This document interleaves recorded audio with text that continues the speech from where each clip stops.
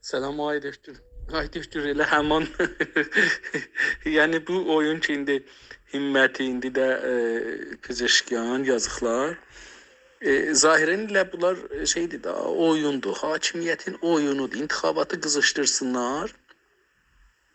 Görək nə olacaqdır da. Yəni mütəəssifanə bizlər də oyunda oynuruq da. Rejimin nəfinə oynuruq hər nə cürdür. Mən bu gün düşünürdüm.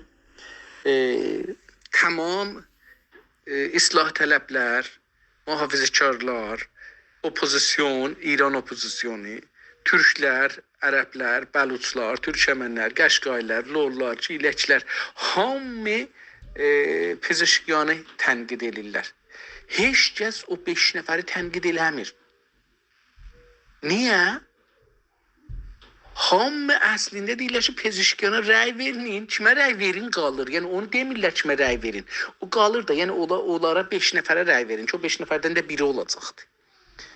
Bu bir dana çox cəlibdir. Yəni mən özümə də baxıram görürüm ki, mən də elə Pezeşkiyana həml edirəm. Mən o birislərin əleyhinə bir məqalə yazmamışam, bir cümlə yazmamışam. Amma bunun əleyhinə yazıram. İlləti də budur ki, Aydışdır nəzərimə gəlir ki, Göktürk Pezeşkiyan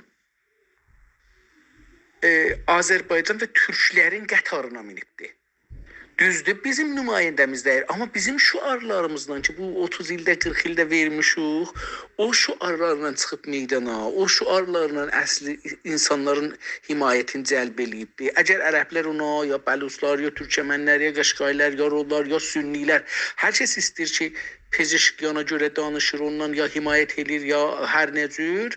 Onun hamısının səbəbi budur ki, Pezeşkiyan bizim şüarlarımızı verən kimi görünür və bizim milli hərəkətin etibarı ilə, abrısı ilə meydana gəlibdir. Onun üçündür.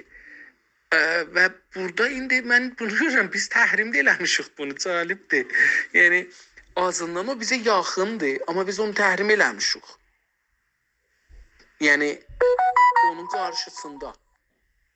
Məsələn, acaba bunun yerinə, təhrimin yerinə bu siyasəti götürə bilməzdik ki, Pezeşkiyandan himayət eləyək, deyək ki, Pezeşkiyan Türklər, Azərbaycanlı Türklər, Qəşqaylar, Türkmənlər, Ərəblər, Bəluçların, filanların milli hərəkətinin bir bölümünü himayət edir. Biz bunu rəy versək, əslində hakimiyyətin qabağında deyirik ki, biz Türk olsa ona rəy veririk.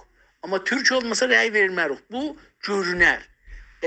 Bu çox bizim hətta bizə böyük səs gətirərdi. Yəni milli hərəkətə böyük səs gətirərdi. Eləyə bilərdik deyək ki, millətləri çəkib yanına, həmahəng edib özü ilə. O bizim nəfimizə olardı. Hakimiyyətin olmaz. Amma vaqiət budur. O bir tərəfdən ki, İran rəyi, hətta mənfi də versəz, hətta gedib ağ da versəz, hər halda məşruiyyət veririk rejimə.